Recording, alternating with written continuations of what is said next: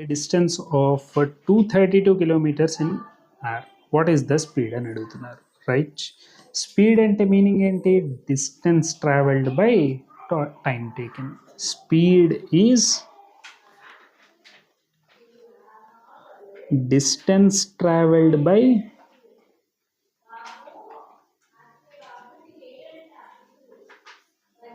time taken.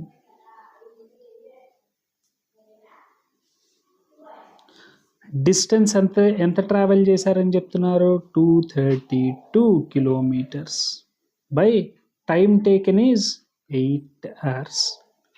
ఇప్పుడు 8 టేబుల్లో 8 2s are 16, 8 3s are 24 అయిపోతుంది. So 8 2s are 16, remaining 7, 8 9 times 72. Speed is always in kmph, kilometre per hour.